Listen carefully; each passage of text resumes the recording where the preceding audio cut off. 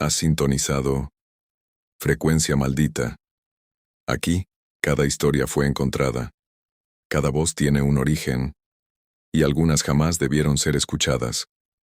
Ponte los auriculares, apaga la luz, y escucha bajo tu propia responsabilidad. 24 de febrero de 1978. Una fecha que, para la mayoría de los habitantes de California, pasó completamente desapercibida. Pero para 5 familias del condado de Yuba, fue el comienzo de una pesadilla de la que nunca despertarían. Nadie imaginaba que aquella noche daría origen a uno de los casos de desaparición más desconcertantes en la historia de los Estados Unidos. Y casi 50 años después, todavía nadie puede explicar qué ocurrió realmente. Los protagonistas de esta historia eran 5 amigos: Jack Madruga, Bill Sterling, Ted Weiher, Jackie Hewitt y Gary Matías.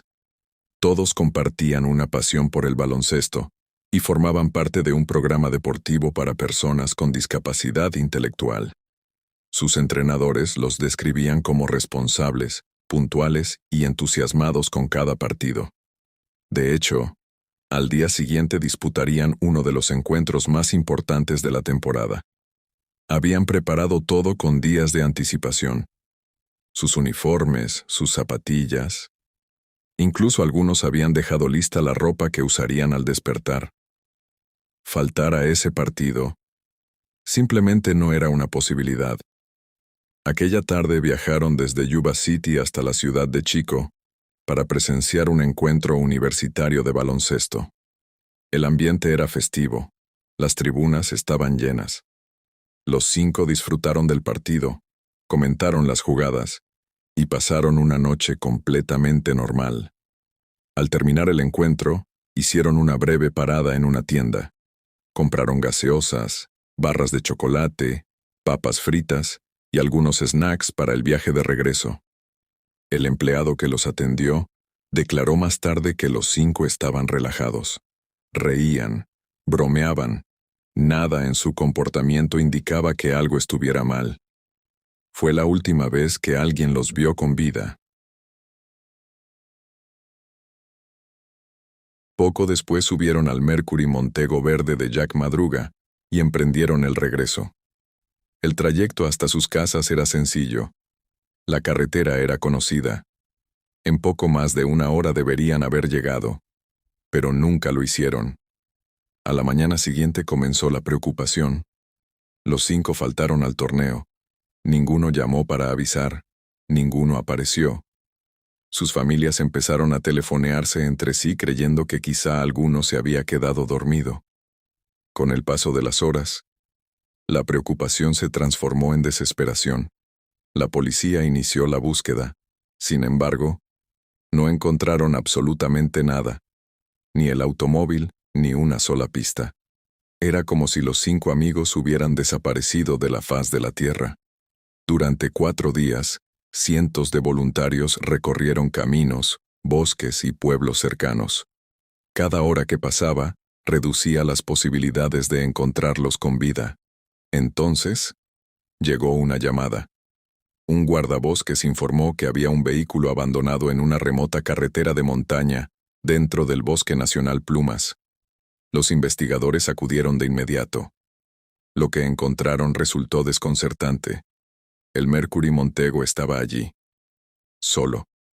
Sin ocupantes. No había señales de choque. No estaba atascado. No tenía daños mecánicos importantes.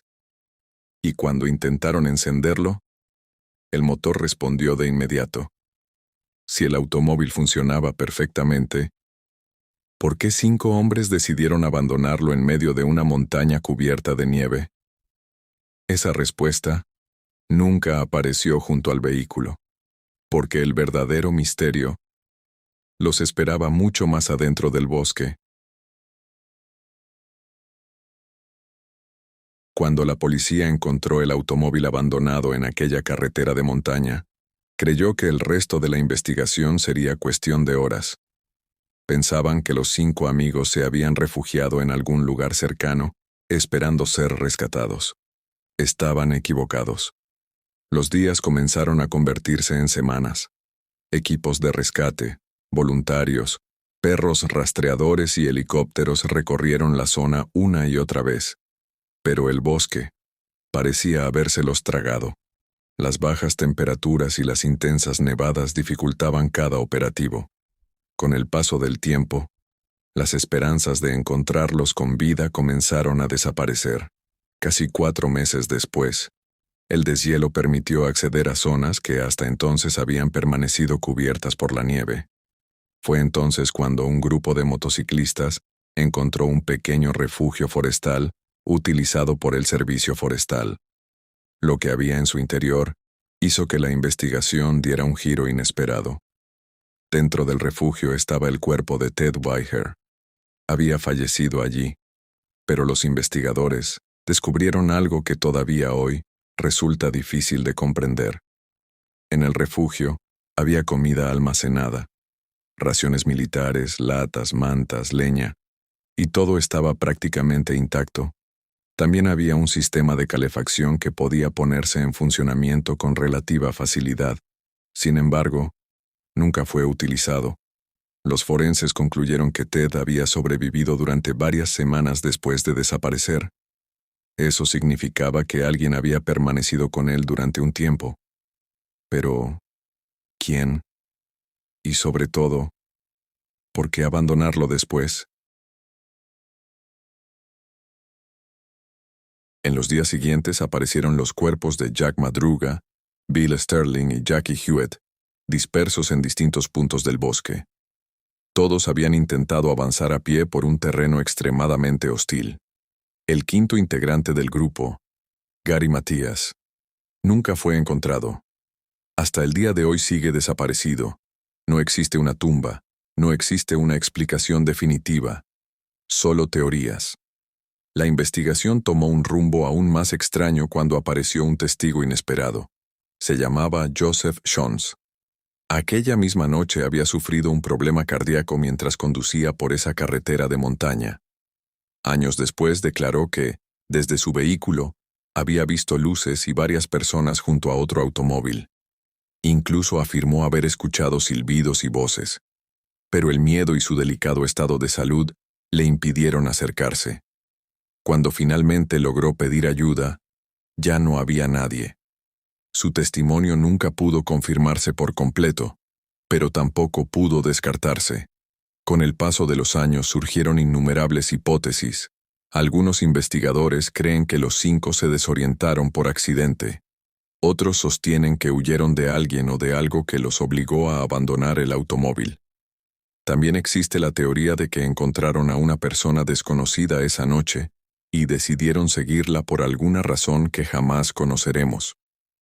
Ninguna hipótesis explica todos los hechos, y ninguna ha logrado cerrar el caso. ¿Cómo llegaron hasta aquella montaña? ¿Por qué dejaron un automóvil que funcionaba perfectamente? ¿Por qué el refugio estaba lleno de provisiones que casi no utilizaron? ¿Y qué ocurrió realmente con Gary Matías? Hoy, casi 5 décadas después, el expediente continúa siendo uno de los mayores misterios criminales de California. Las familias nunca obtuvieron las respuestas que buscaban. Los investigadores tampoco. Y el bosque sigue guardando un silencio que nadie ha conseguido romper. Tal vez la verdad desapareció junto con aquella última huella sobre la nieve. O quizá alguien más estuvo allí esa noche. Alguien cuya identidad nunca quedó registrada en ningún informe policial. Porque algunos casos no terminan cuando se cierra un expediente, terminan cuando aparece la verdad.